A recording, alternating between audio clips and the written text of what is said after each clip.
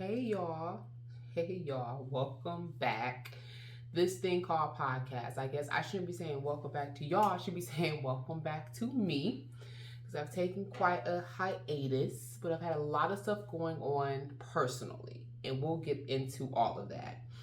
I want to let you guys know I am working on becoming more consistent and dropping like I was before.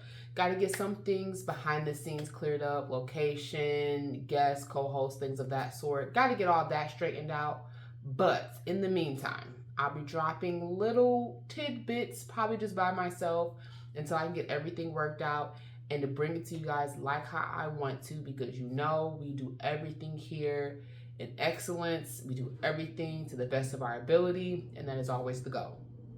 But I decided to hop on today because everyone is talking about this Jeezy and Nia Long interview, and it was a good interview. I'm pretty much about midway through it.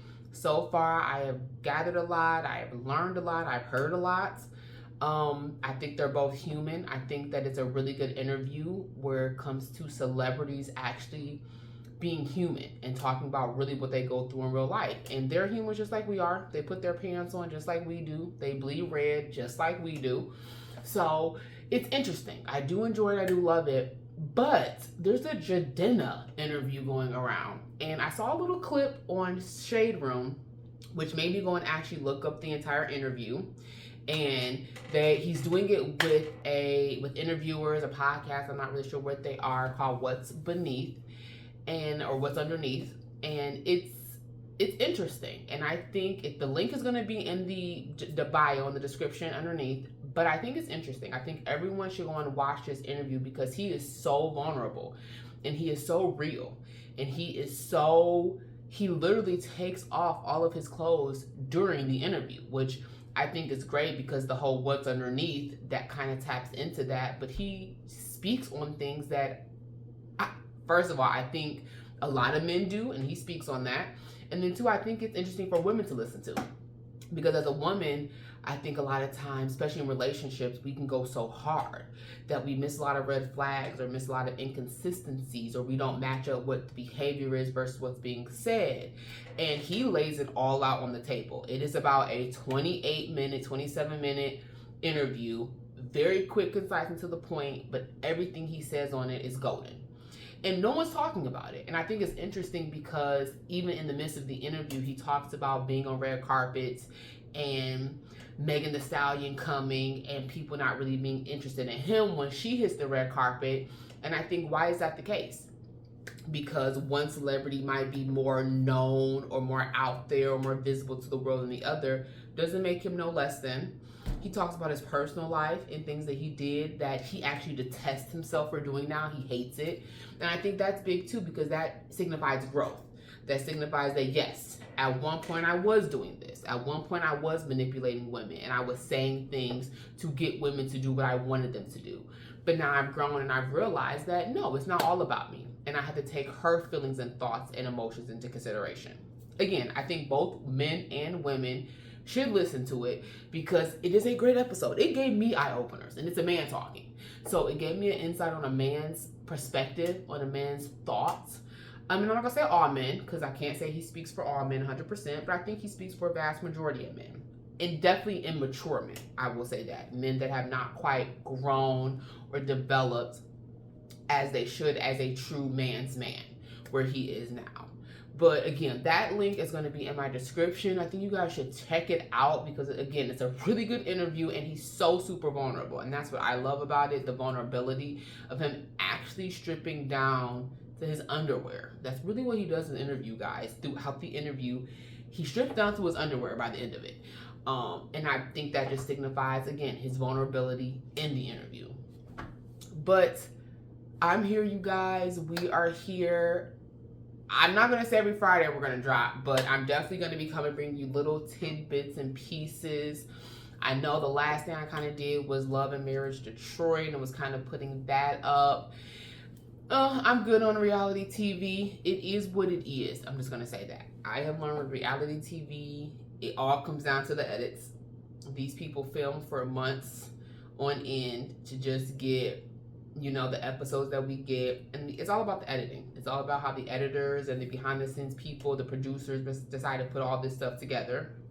So I might bring you some reality TV, but I'm working on a book. I've been working on a book, you guys, for the last couple of years. So that's what I'm really going to start gearing this towards.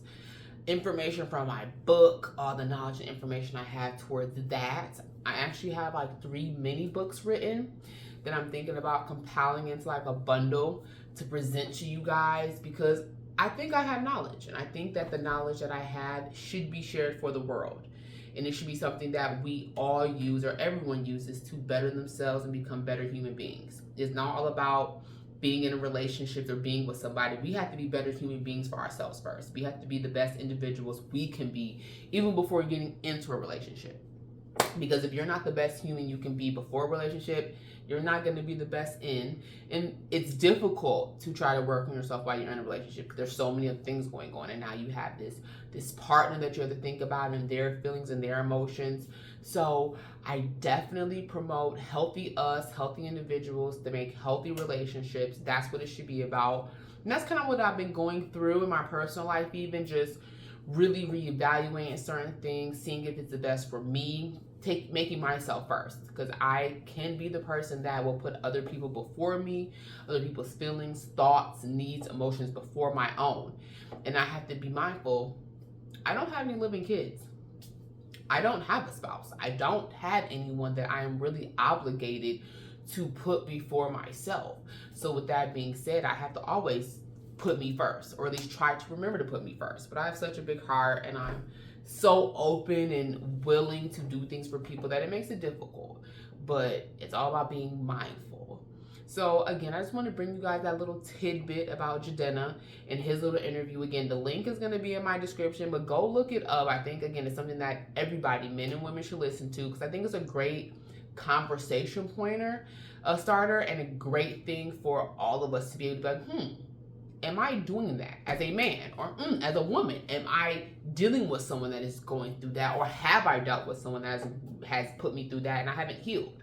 Because I'm big on healing. We have to heal in between each relationship that we go in and out of as well, to make the next one even better.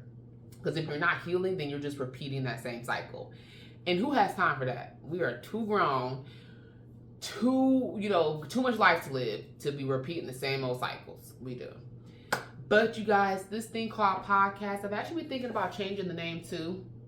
Stay tuned to that. But this thing called podcast, it's me, KJ. Just want to bring you this little tidbit. Go check out Jidenna's interview.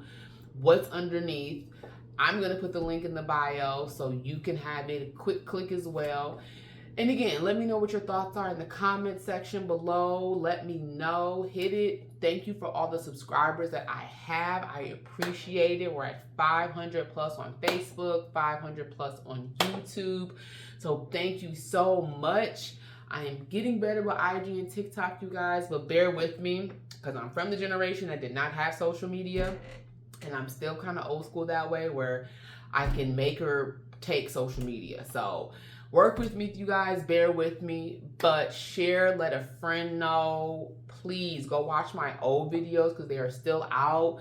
Just a couple weeks ago, it was a year that I started doing this, and I am so grateful and happy about where I am at now, but do want to get better and be more consistent. I was definitely consistent before, but again, life happens, and that's okay. We just have to, even if we fall off, we have to get back on the horse and keep on riding. So that's what I'm working on right now, you guys. Getting back on the horse and keep on riding. This is my very first episode / talk, whatever you guys want to call it, that I've been putting out since my little hiatus. So I hope you enjoy it. Let me know your thoughts. This is KJ. This thing called podcast for now. See you guys later. Have a wonderful week.